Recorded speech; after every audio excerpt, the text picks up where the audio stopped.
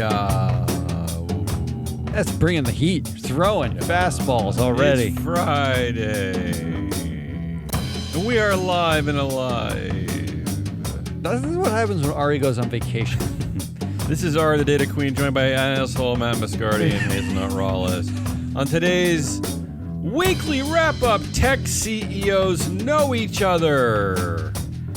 Hawaii and New England are your only safe spaces. VCs are the new Godzilla and a bunch of giant wipers. Woo! Yeah, I don't know anything that you're talking about. Did that happen this week? Yeah, it'll all become clear soon. It means our weekly wrap-up show. I feel like I missed the week. I feel like everyone's missing their week. Whatever happened to... Why do only teachers get the summers off? How come we don't all get the summers off? Yeah. Well, in Europe, they figured out that at least you take August off. Okay, I'll take August off. I'm down. Yeah, we probably should. If we had any money, then we should take whole months off. Never mind. Come on, let's do it. Come on. Oh, we're doing it already. Yay! Yeah. The sooner we finish this, the sooner I can mow the lawn. Yeah. No, look, everyone's Can't got wait. something to look forward to. In honor of Ari, get the battery-powered mower out there. All right, let's do a story of the week. Excited? No.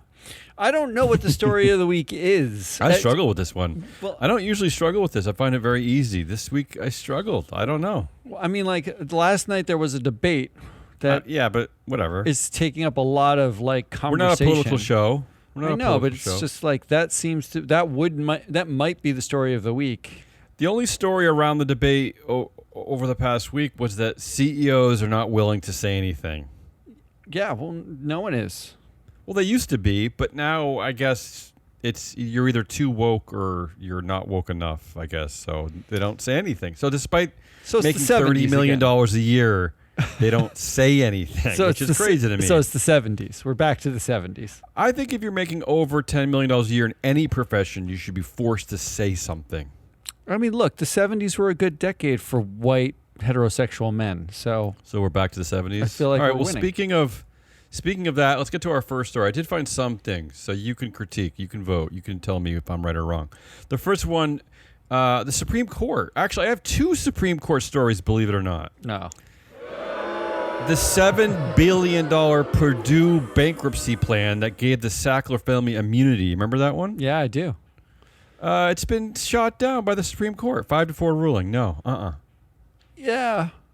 It's just the immunity that they rejected, right? It's like they just said they which can't we be were immune? pretty upset about in the first place. I mean, it was pretty obnoxious to give the executives and the owners of this company immunity from the drugs that they sold and basically killed half of America, right? I mean, am I wrong here? No, you're not wrong. Who was do you know how was it the conservative bloc that voted to...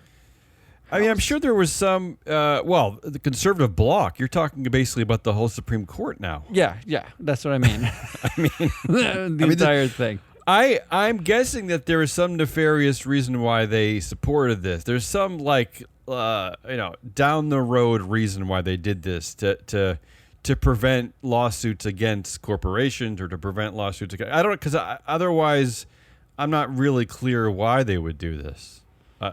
I don't know. It actually kind of shocked me because most of what the Supreme Court did this week was pretty terrible.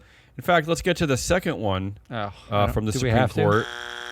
Here's the headline. An Elon Musk-backed Supreme Court ruling makes it harder to punish fraud. So this decision basically said that the SEC can't use administrative law judges to decide disputes. In a nutshell, it's limiting at the SEC and a bunch of other regulatory agencies' ability to issue fines, essentially, because they've been using these administrative law judges to do this. So they're really hamstringing this process. This is bad, I think. That one's really bad, mostly because the only even moderate deterrent was the 7-cent fine that you'd give to a company for something they did wrong. Like that was and even that was not much of a deterrent. But now they're effectively saying you have to go through due process. You have to have the full trial. which we know that corporations will pretty much win every time because they have the money and the stamina to get through the series of appeals and not only will they win, but by the time they're decided, it's been a decade, right? Like, yeah. so, well, like, look at the Sackler story. I mean, how long ago was that? Yeah, we're still talking about the Sackler story. I mean, so it looks like for the Sackler one, it was Judge Ketanji Brown joined a bunch of the conservatives to say they can't be held, like they can't be given immunity, where Kavanaugh and Roberts joined the rest of the one or two other liberal minded judges. I don't know, like that one feels like it was a real 50-50, right? Because so you're saying that the liberals were basically, liberals and conservatives were split. They were split. Yeah, the liberals and conservatives, it was a split case, and it was mostly around the idea that if you don't pay these families now, if this thing falls apart, it could be decades before they get anything ever, right? And so giving them immunity is the cost of getting them something. However, I actually tend to agree that shouldn't be the cost. The cost shouldn't be, oh, you know what? You are horrible human beings, and we'll forget that if you just give us just a tiny bit of money for something that's Can't we do both? Can't we take the money and accidentally put them in jail? I think that was the third like option. Whoopsies. Yeah. That was Gus, the law clerk, who suggested that. There is not a single person in America or in the world who is going to care if the Sackler family accidentally ends up in prison for this. No one supports them. There's no one on their side. Not even the CEOs of drug companies are probably on their side because they probably don't want to be associated with them. But the Musk decision is arguably way worse. It's like, especially in our world, yeah. I mean, that is one of the remaining sort of threats against bad behavior. No, and they also they unrepealed Biden's the SEC's repeal of proxy advisor due diligence, which is a big deal too. When I get into unrepeal language, I back out. I'm not a part of that. Basically, Trump said that the proxy advisors have to tell the company at the same time they tell their clients what their decision is. And they also, so as if ISS has a duty to the company. The ISS is at the mercy of their clients. That someone pays for their information. That would be like saying that, every time a sell-side analyst gives something a thumbs up, they have to tell the universe. They have to tell everybody, not their clients. If you're buying information, isn't that what you get? If they have to tell it to everybody, what did you buy? You didn't buy anything. So it hurts the proxy advisors. The ISS services are not. They're not court ordered. It's not like you're driving drunk and it's like the court orders you to go to ISS and get advice about voting your proxy. It's not like getting put into rehab. It's not really the same thing. You're right. It's a client customer relationship where you're paying ISS for information. I mean, they did, to correct myself, the sell side analysts in the 2000s were like selling their opinions in advance to their clients, and that got shut down by New York. Sued them as a result. And I will add this, still, ironically enough, John Tyson, the CFO who got suspended for driving drunk at Tyson Foods, he is court ordered he must become a subscriber of MSCI ESG research. Oh, is that true? That's the punishment. Yes. He has to talk about Tyson's ESG rating. Court ordered.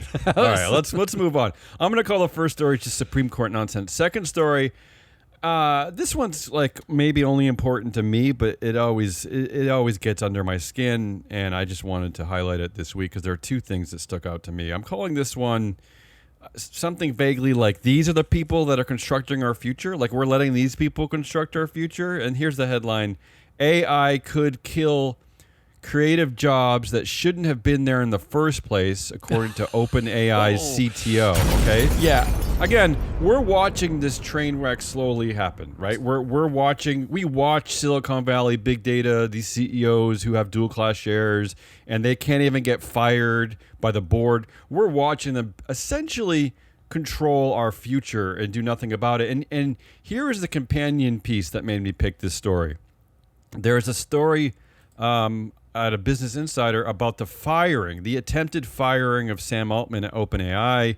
The headline is, "The worst moment of Sam Altman's OpenAI ousting happened just before midnight," Airbnb CEO said. That's Brian Chesky. Okay. And let me just tell you this story because it's just ridiculous. He says, "The hardest moment happened at midnight, about 2 days in. It was probably the board had led us to believe he was going to be reinstated, and right before midnight, we get information that Emmett Shear is now the CEO." Yeah, I remember that. At that point, Brian Chesky said that Altman and OpenAI president Greg Brockman said they would go to Microsoft and felt like the page had turned. While Chesky said he wanted the two former executives to fight to stay, they were ready to leave if that was the best for OpenAI and its employees, right? He said, so Chesky said, "I thought that was the end of it." But then he went on to say, "The miraculous thing was, it turns out Emmett Shear is also a friend of mine." Right. Oh, So, I mean, wow. this is the incestuous world of nudniks who are.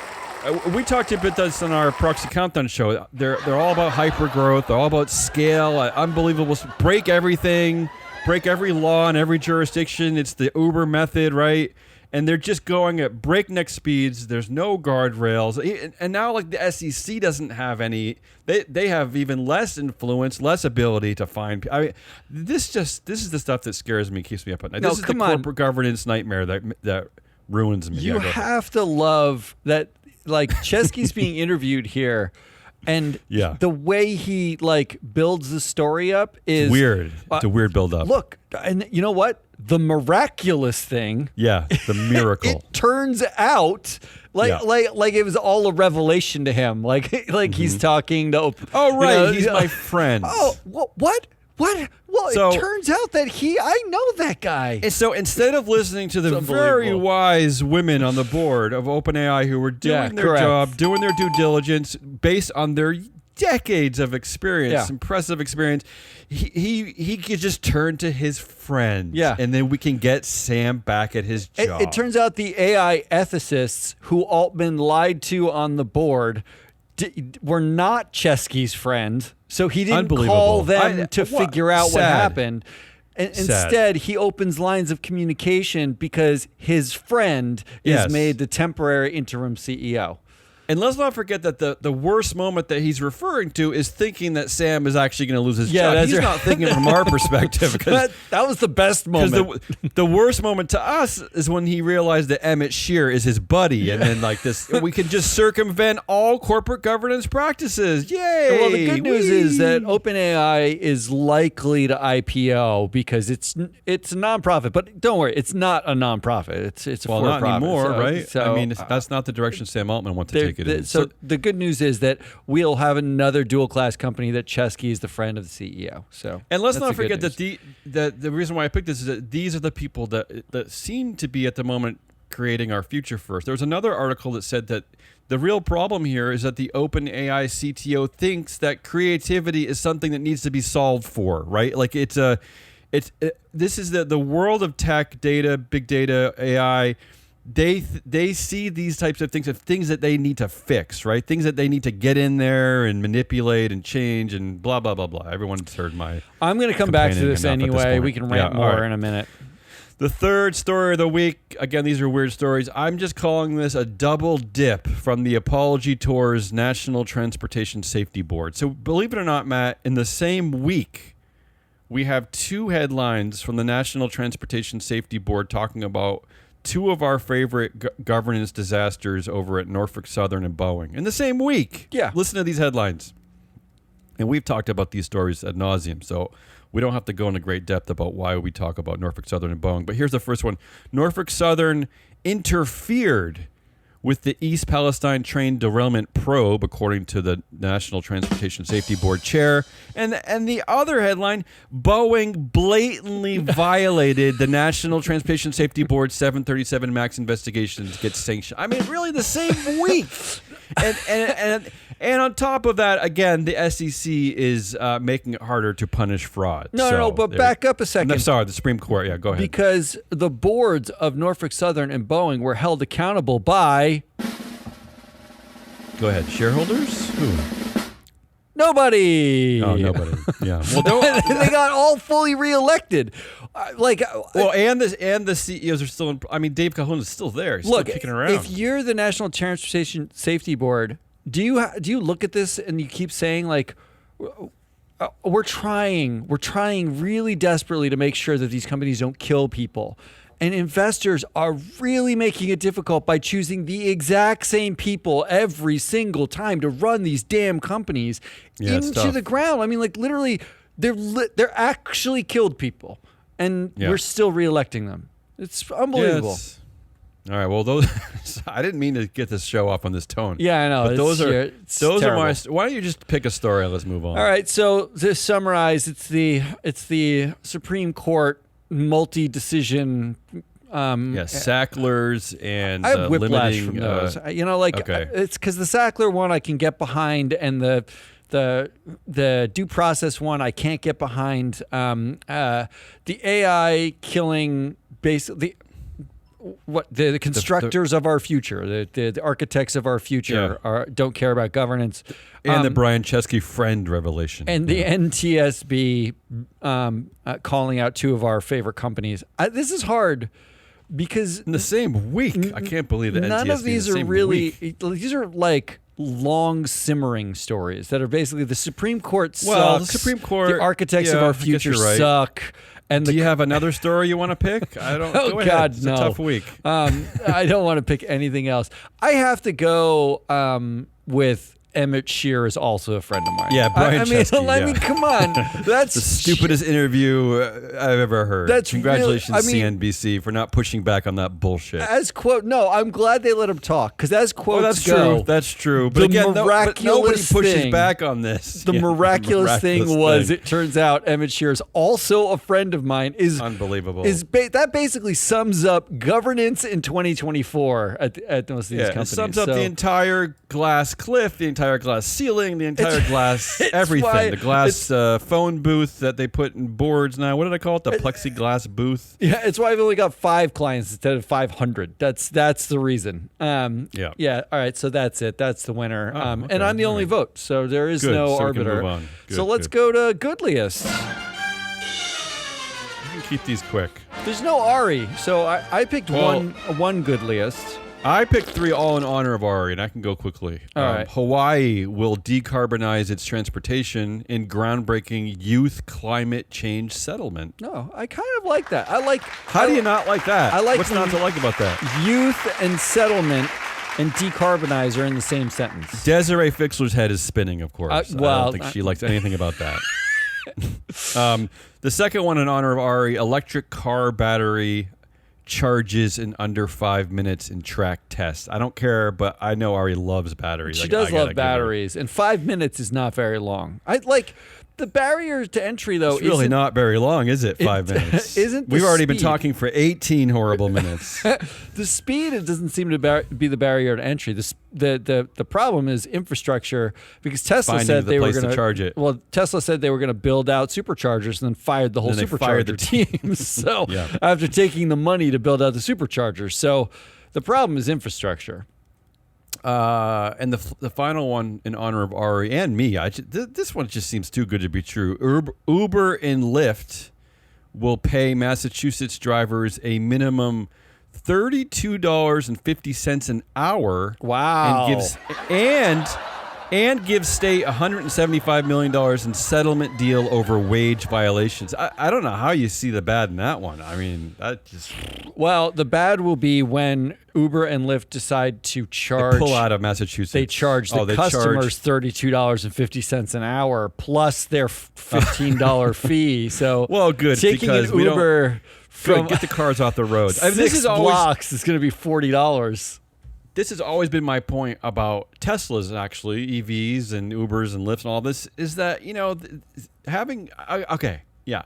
great, Elon. You got an electric car. Yeah, yay, it's definitely better than the gas engine. I agree. But it's like we don't need more cars on the road. This is not solving anything. Meanwhile, we don't solve anything here. Have you read about Katie Hochul, the congestion pricing in New York City? Yeah, she's saying no to it now. Yeah, right? she reversed it. She flip-flopped. She flip-flopped. She reversed it. They were going to do congestion pricing in Lower Manhattan. It was going to be like $15 toll to basically get into Lower Manhattan. They thought it would reduce traffic by nearly 20%. And they were going to use all of the money from that to fund upgrades to the 100-year-old subway infrastructure. Yeah, basically flooding and horrible. I was just going to say the same thing, that for any of you who have spent time in Boston recently or ever, the subway system, I think, is the oldest in the Western world. Really maybe the old. oldest in the world. And there's a lot of problems. There are continuing, I mean, they're shutting down entire lines for months. And Uber and Lyft is happening, right? No. And it's just sucking money out of infrastructure, right? What you were talking about with the batteries, right? It's just we're not spending money in the right way. Anyway, that's the. So somehow I just made the story bad. I turned somehow. the goodliest into the worstliest. What's your goodliest? My goodliest was there's one story. Gilead shot provides total protection from HIV in a trial of young African women. Can you? I mean, that seems to be. I mean, how do we? Isn't that the winner? How is that not the winner? But look, basically in the Western world, we've largely forgotten HIV exists. Like, it doesn't. There's no headlines about it because the cocktail, the available cocktail of drugs that you can take to basically live with it for decades you is. You can afford those drugs, right? If you can afford them, they're here. But in Africa, HIV is still like a ever-present danger. And good for them for not like turning away and being like, no one cares about Africa. At least. I will say, I do remember a story this week. I'm Googling it. The headline is Young Gay. This is 4 days ago from the Associated Press. Young gay Latinos see a rising share of new HIV cases, leading to a call for targeted funding. So there is. So there. I'm there not still saying are, it's not here. I'm saying that, it's just you don't read about it anymore, and not as much. And but that's my. I'm voting for that. I mean, to me, that just seems like. I know. Well, this is kind of like Ari's not here to total defend protection. Yeah, Ari's not here to defend the 17 total battery stories. From HIV. So that's the winner. That's going to be one the winner. shot. That's going to be the winner. You're talking about cocktails. One shot, really? I mean, that's incredible. Total protection. A Gilead shot. Is that your vote too? Protection. That's my vote too. Which okay, let's move on. We're moving fast. Yes. Until you'll now. Slow it down. Yeah. All right. Assholiest of the week. Here's your data. James Dolan has 60% influence. Stop now, James Dolan. Yeah, I mean, James if Dolan. you live in New York City, he's the asshole of the century. No. Well, they started winning. The Knicks again. were good this year. Everyone forgets immediately. They forget. It's they forget. literally immediately they forget.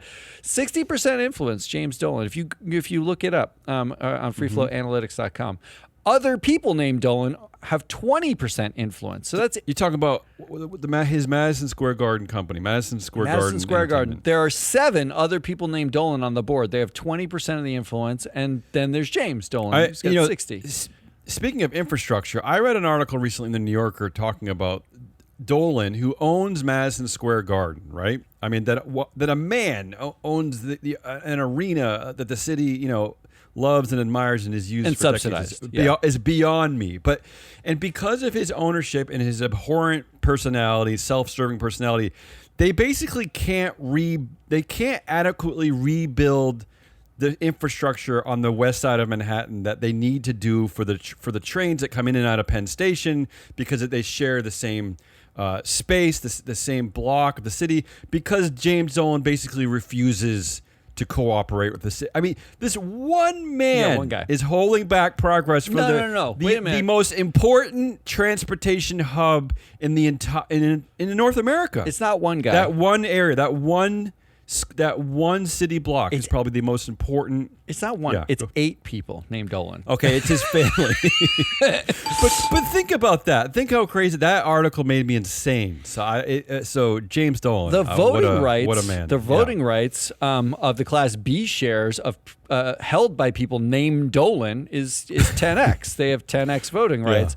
Daddy, well, good, because they're probably not taking the subway or the Amtrak into Penn no, I don't Station. think they so. don't care. Daddy Dolan's voting power by himself is 35.5%, and the total voting power of people named Dolan is 64% of the company. Here's your headline. So they could be a coup. Yeah, go ahead. Here's your headline. Madison Square Garden Entertainment renews CEO James Dolan's contract for 3 more years.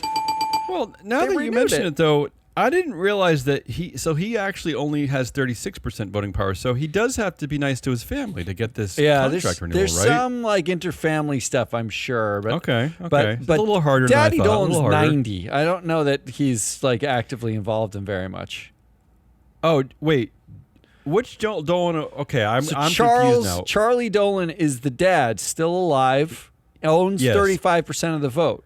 Oh, okay. James got it. Dolan, the son, that's Charles Dolan. runs it all. He's the head of everything. He's the number one villain. He's the number James one Dolan. villain. And he only owns, I think he owns like 15 or 17% of the vote by himself. Not aware of that. All right. So do we know how those shares transfer on the event of Charles Dolan's death? Do we know what happened to those shares? I don't know. I haven't. Maybe they go to free float. Yeah, I believe they're us. bequeathed to us. Yeah. I'm going to give them right back to the city. I'll take a little bit of cash off the top, but I'm not going to profit. I'm going to give it to the city. But here's my real problem. Here's the real asshole. Because I read that, and I also read this headline this week. Vivek Ramaswamy meets with BuzzFeed CEO amid push for board seats.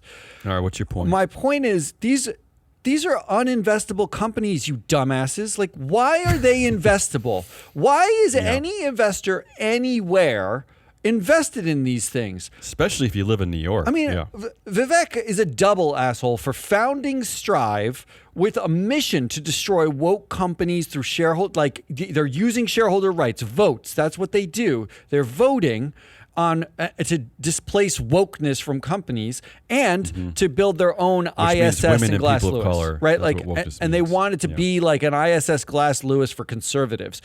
Meanwhile, clearly not understanding the basic principles of dual class shares. He's investing and asking for board seats from a dual class company. And when you read a headline that says MSG renews James Dolan's contract, so James Dolan renews James Dolan's contract for 3 more years is that should be the headline. That should be the headline. And let's not forget this guy, this asshat is building like giant pointless spheres so that fish can perform in Las Vegas and people can get stoned. How do you think that's pointless? But holding infrastructure in New York City hostage while building giant concert halls in Las Vegas of all places. The sphere is the most important development in entertainment in the last 20 years. We don't need infrastructure in Manhattan. Go ahead. But look, the worst part about the assholes that are the investors and the writers who are talking about dual class companies without actually mentioning the fact that they're dual class companies is that you can cure yourself of your assholiness for free. You can go to freeflowanalytics.com. You can look at the influence numbers of any company. And if the influence number of someone named Dolan is greater than 50%, it's fake public. It's not a real company. So a guy controls it, right? Like one guy. And then you can just write about the fact that, these companies aren't actually really public. They're not, they have a traded security, but no one has a right to it, and it's basically gambling. So you have gambling companies where you're just hoping some other rube buys the stock after you, and then you have real companies where you invest and you can actually make a difference. I mean, you're not wrong. I mean, we talked about on the Proxy Content show this week that was it John Chevedden had 2 more victories, one for simple majority voting, one for what, declassifying a board, yeah. Before you think you're powerless, the reason why these things are passing is it's years and years of talking about the issue, that's right? Correct. So you're not wrong, Matt. I mean, we instead of ignoring these problems, we can start to talk about. Yes, we're not going to solve them overnight, but this is how progress works. We sort of gradually chip away at it, and I think you're right. We have to start talking about these companies being uninvestable. We have to. We also argued in our Proxy Countdown show about where we covered Meta Facebook. Because it's a problem if you're going to come up with like some sort of recommendation for how would you vote for a board member at these companies, knowing that your vote effectively doesn't matter. Sure. Well, the way we solved it was vote against them everywhere else. Because it should be so toxic to be on the board of these companies and toxic call director, yourself like independent that you should engage with those directors at other companies and say, it's sure. You're a respected individual. You're just cashing a paycheck at Mark Zuckerberg's behest and you don't represent me. So get off that board. To bring it back to Boston and to self-congratulate the Celtics' victory, it's the same theory, Matt, that when Kyrie Irving left Boston, the fans boo him everywhere. Yeah, right. That's right. You don't just forget about him. You don't forget your hatred for him just because he goes somewhere else. You can still boo against him on any board, right? You can vote against him anywhere you want. Yeah, you should be voting against Kyrie Irving. See how I did that? I like that. That was good. So that's number one. Number two. That's only number one. Okay, keep going. Yeah. Number two, we already covered a lot of it, but here's some data to as context, right? $290 billion has been invested in the last 5 years by VCs into AI alone. $143 billion last year was invested by corporates in AI. Meanwhile, in 2023, non-fertility women's healthcare VC investments had a record year, and it was $435 million. Million compared to the hundreds of billions. In 2023, Black founders got $661 million for any company that they started. That's all the companies. Almost to a billion. Every company. So really what we need is a Black female founder that does women's health care using AI for anyone to pay attention to. They'll solve it. And you already read the headline. AI could kill creative jobs that shouldn't have been there in the first place, OpenAI's CTO says. Here's your asshole. VCs. You are the asshole of assholes. You are the pinnacle of assholeness. You're the absolute worst. And here's why. Because you're investing hundreds of billions of dollars in AI, and this is what AI can do right now. It can make movies, make digital paintings and art. It can make music. It can write. It can do things like commentary sporting events. Right. All right. They're using Al Michaels at the Olympics. AI generated Al Michaels is providing daily recaps of the 2024 Summer Olympics. But let's not forget that to do these things, Matt, they're basically breaking every copyright law, right? Aren't they stealing? It is Aren't they theft. basically stealing? It is 100. And you want to know why? Because that's how they know how to make movies, no? Or to write or to tell jokes. But you want to know why they can do this? Because art is easy to steal. It's in the public domain. You have to be able to view the art in order for it to be art. Like, you can't hide art. You can't have stealth mode art, right? Like, you can't like have some artist who's like, I've done 400 paintings that are worth $1 billion, but no one's seen them yet, right? Ooh, I should do they're that, in my garage. Like, that doesn't exist. They have to be out there. You have to put yourself out there as an artist. And actually, that's the tension of being an artist. Like, being out in the world and getting judged is the tension of doing art or writing or anything creative. You know what AI can't do? It can't take your fucking McDonald's order because it gives you $700 worth of chicken nuggets and it gives you bacon-covered ice cream. It cannot answer basic questions without hallucinating, trying to steal you from your wife. It can't have a conversation with you.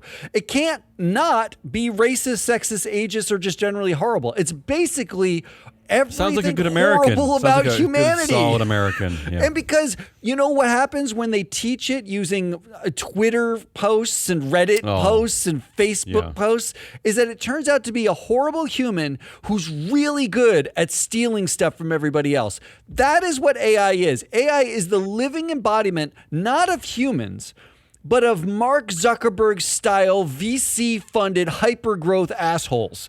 Let's is what it is. Though, Matt. But let's not forget that CEO Brian Chesky, he knows Emmett Shear. Thank God for that. So this, when I read this, headline, I Who's was like, the asshole here? The asshole is the VCs. VCs. The VCs are the asshole because they're I funding don't want to prolong this conversation, but what does one do about this? I mean, I know we can vote against directors, and I get that. I get you're in the first case with the Dolan family. I'm looking right now. Charles Dolan, the father, he's going to be 98 this year. Yeah, he's but old. anyway. Your remedy there, vote against the directors everywhere. Toxic assets, well, right? there's But what do that. you do about the VCs? How do you handle the VCs? I think there's money on the sidelines. So I've had a lot of conversations with groups of basically marginalized communities, like women who aren't given board seats, who are incredibly powerful, smart, wealthy, LGBTQ plus. Like there are large cohorts of people with money who are sitting on the sidelines in part because culturally it's not as easy for them to take risk, right? Like if you're marginalized, then taking risk is actually not easy because as a white guy, if I lose, it's like, well, I'm a white guy, I'm going to get a job. But if you are like a black gay man, there's like you lose you take a risk and you lose, you may not have a safety net. But that doesn't mean there's not a lot of money sitting on the sidelines sort of waiting to be deployed. And it's being deployed very tepidly. What I think needs to happen is there needs to be an entire revolution in the way marginalized cohorts think about their money. They need to deploy it and take the risk because if they don't, this is what we're left with. There are tens of billions of dollars. Well, this is what we're left in with. Capital that basically is afraid to take chances, is afraid to be aggressive. And the fact is, in the absence of that, this is what fills the void. White male VCs, hyper growing, amp it up all the way to AI stealing art and being the worst human in the world. Exactly a reflection of the white male hyper growth, amp it up, break it all bros that are funding it. It's the method that demonstrates it the best to me is that the scary the Uber method, right? That's right. You go into every jurisdiction, you break every law. It just doesn't matter because by the time you're done, you're going to have enough customers and users that they can't no get one rid can do of anything you. about it. They can't get rid of you. All right, so that's number 2. Whew. Number 3. Okay. The last one. So we had Dolans and VCs. Last one. Last one, and this one's faster. There were $1.55 trillion in foundation assets as of the second quarter of this year. What, trillion? $1 trillion. And this is the U.S. The average distribution in the form of a grant on an annual basis, on average, a foundation will give 7.7% of its assets per year. On average. So you're saying, like, roughly speaking, if they had $100 million, they'll give roughly $7 million of that. 7.7 million. Exactly, on an annual basis. That's it. Meanwhile, the average market rate of return is 10.5% since 1971 in the S&P 500. So if you're a foundation, you could take all your money, put it in the S&P 500, and you could give out 7% of your assets as grants, and you still make 3% a year that you keep and doesn't get deployed to anybody for any good or anything. The asshole here is philanthropy because I read this headline. Warren Buffett gives us a preview of his will. Yeah, they love talking about how generous, quote unquote, Warren Buffett is. The Giving Pledge, I went through all the people in the Giving Pledge, and some of the people are just insane to me that they're doing this because what Warren Buffett has said, the preview of his will, quote unquote, is to put all of the assets into a charitable foundation run by his kids. Run by his kids, right? What is that? That's just asset hoarding by another name.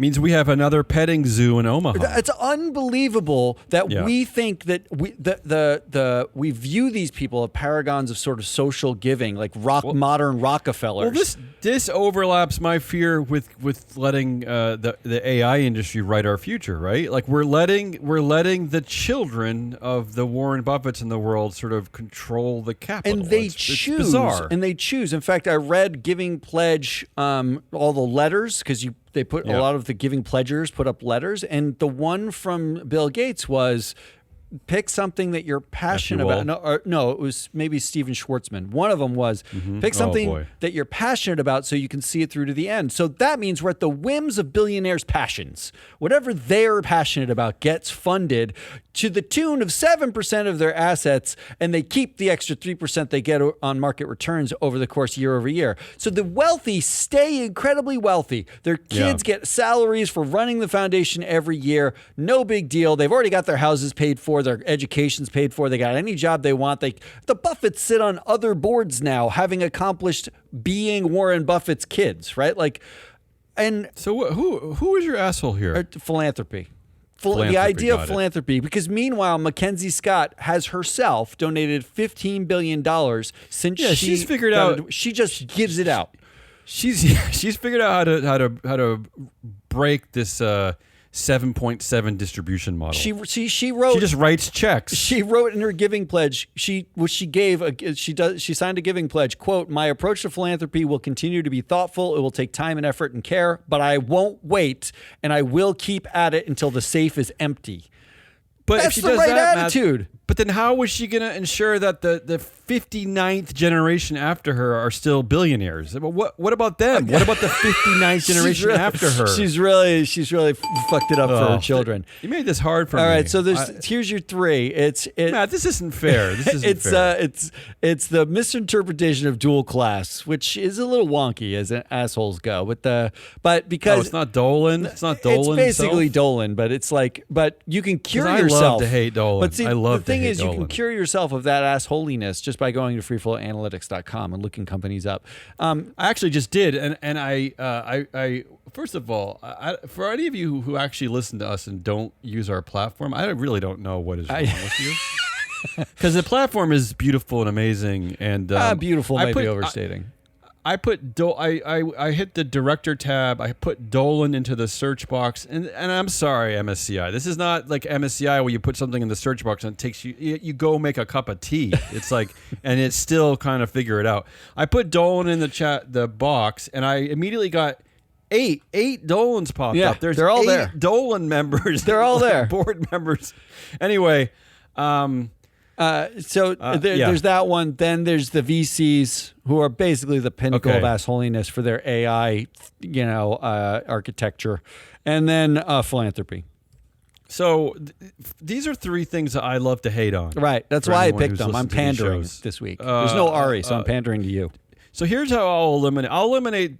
I hate Dolan with a passion, mostly because of this. Well, there's so many reasons, but the holding the people of New York City hostage that by refusing to make a deal with the government about the Madison Square Garden transportation hub, all that just makes me insane. But I will say, as a Celtics fan, he's ensuring the Knicks have sucked for the last 50 years. So I'll say no to Dolan on this one. Oh, by the way, just Dolan, quick fact. I had forgotten that this happened, but Dolan tried to put Isaiah Thomas as the head of the New York Liberty, the WNBA team, and that was after he settled sexual harassment claims. Is that right? Yes, is that right? That was after that happened. So continue. Oh God. Okay. Well, then I feel embarrassed for not picking him.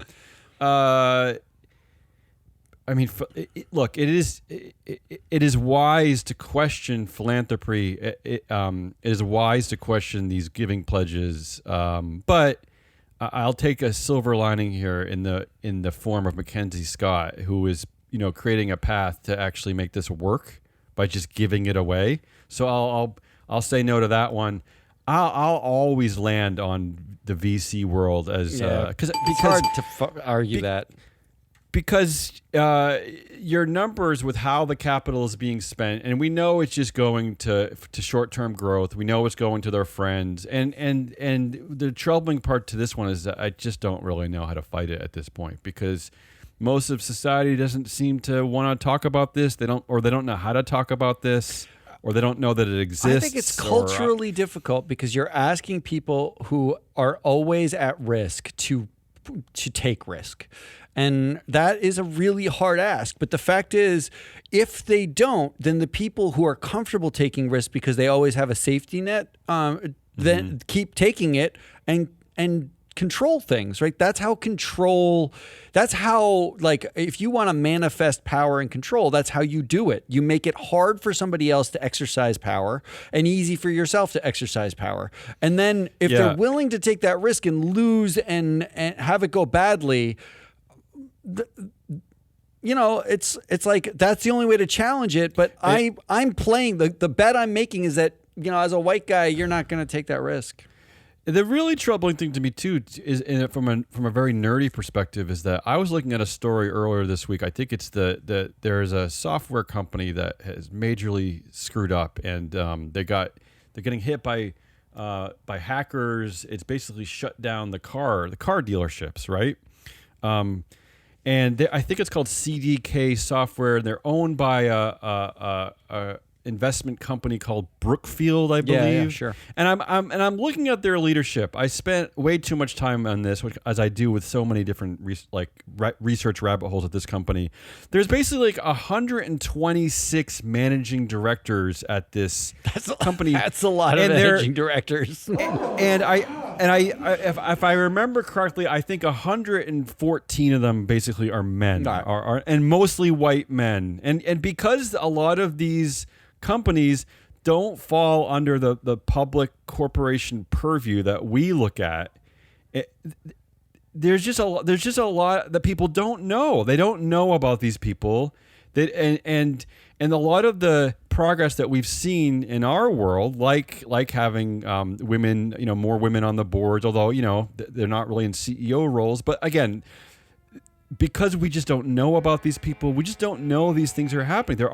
There isn't a data set to reflect what's happening there, and it's troubling. There is a little bit. Very long-winded way of saying that I'm picking the VCs as assholes. Also, a long-winded way of saying go to freeflowanalytics.com and look up some power. All right, Can we move on? Let's do some headlines. Can you imagine people actually sticking to this show? I can't imagine. I've already turned off the show. All right, let's get out of here quickly. All right, I got two headlines for Headliniest. Yeah, one is Boeing says its space mission is going well, despite its Starliner leaving 2 astronauts stuck on the ISS. Well, I have a companion headline to this one, actually. Mine was Boeing says that the astronauts are not stranded while the astronauts remain stranded. I love that. I love that. I love the reframing. It's like, no. That's a quote, too. The astronauts are not stranded. They're not stranded. My second one is Slack's AI is saving users 97 minutes a week, but its CEO worries they don't know what to do with their extra time. I don't understand that one. Why is he worried about it? First of all, it's a she, and second of all, oh, I thought it was the owner. Okay, the owner who probably has all the influence. That's a man. But what is she worrying about? Like, why is she worrying what some users doing with their? She's not talking about Slack employees. Time. No, she's talking about users. Like on Slack, She's worried about it. She's worried about like, what are you going to do with all this extra time? Like, what are you talking about? That's a weird one. Why are you worried? And my other headline, which I think you picked for me, is the best headline. The Cybertruck faces another setback as it recalls more than 11,000 vehicles over its giant wiper. Yeah, that's it. That's it. Mostly I picked that because in our Proxy Countdown show, which if you don't subscribe to the Proxy Countdown, what is wrong with you? There's so much information in that show. In our Proxy Countdown show. And there's less complaining. There's less like the world is coming to an end. And on Tuesday's show too, I think it was your Nuggets. You brought up this story and you called Elon Musk, you renamed him the Giant Wiper. That wasn't me. The company did. Tesla, he's now officially the Giant Wiper, which I think is a fabulous name. I'm voting for Giant Wiper mostly for that. All right, fine. Let's just vote for that. All right, that's because you want to be done too. Here we go into winners and predictions. Yours is strange, so I'll go first. My winner, I'm keeping this positive, are people who live in Massachusetts, specifically Lyft and Uber drivers and Celtics fans. Why not? Oh, look at you. Shout out to Massachusetts there. I'm surprised you didn't go with people who live in Massachusetts. Hawaii? And Hawaii, yeah, because... Well... I will say this: a troubling thing I just read before the show started is that there are now 40 towns in Massachusetts where the median price for a home is over $1 million. Yeah, it's expensive. That's not a good thing. But that's not a good look, thing. this is the cost of being better than other places, right? Like that's just the way that works. My winner is actually Uruguay. Okay, I don't know why. Go ahead. I'm watching the Copa America. And apparently I did hear that the debate happened last night, but I was too busy watching Uruguay dismantle Bolivia in the soccer tournament. And the real reason why I think they're the winners because I don't want to talk about the debate or anything else. So that's a better winner. I didn't watch the debate because I knew how much agitation this show would give me. So I didn't want double agitation. My wife wanted to watch the debate, and I told her to put on headphones and watch it. And it was apparently a disaster for Biden because he's an old, doddering man. And it was a disaster. It made Trump look better, even though Trump literally lied his face off the entire time and said whatever he wanted to say. It's the AI generation. Nobody cares. And that's how I knew it was going to go. And I still you bring us down. Does again. it change the votes? It doesn't change anything. Get back to the soccer. All right, Come on. That's why I picked the winner, Uruguay. Yeah. Predictions. My prediction is cynical. Democrats spend the weekend worrying, complaining about Biden while spending $270 for a dinner for two at a relatively okay place on 49th Street and say, well, there's nothing we can do about it. I don't know what kind of prediction How's that for high cynicism? How's that for high cynicism? Believe me, that's happening all over Manhattan right now. That is peak cynical, though. That is probably that's pretty bad. That's pretty bad. My predictions. I'm going to stick with what I. My point being, you can do something about it, people. Come on, just like Matt said with the VCs, right? We got to take this risk. We got to take some risk. Something. My prediction is that Italy beats Switzerland and Uruguay wins the Copa America, upsetting. Wait, Brazil. what do you mean Italy beats Switzerland? Italy's playing they're Switzerland not in Copa tomorrow. America. No, the Euro Cup's going on at the same time. Oh, okay. I am watching so much football. And then they're all going to go play in the Olympics? And then they're going to go play in the Olympics. I love it. I am having the best soccer summer of your life. It's really the soccer summer. You don't even have to leave Connecticut. This is perfect for you. My 7-year-old watching soccer games every single night. It's the best. That's all we got. I'm glad we're ending on an upper. See, I brought us back up because I talked about something that only I care about. I'll accept that. Maybe I'll watch some tonight. Is there any game on tonight? Yeah, there's 2 games on, 6 o'clock do that. and 9 o'clock Eastern. All right. That's Damian Hazelnut Rawls. I am your analyst, Matt Mascardi. Ari, the Data Queen, will be back next week. But until then, you should be listening to all of our shows and going to freeflowanalytics.com and signing up for free. I don't know how many times I have to tell you something's free before you'd actually go and look at it, because free is a number that everyone can get behind. At worst, you'll be a little bit better at your job, right? There's a lot of great data on our platform, and I know we have abhorrent personalities, but we do a lot of research for our shows. We'll teach you something. We'll teach you at least 2 things every week. That's all we got. Until next week. Goodbye.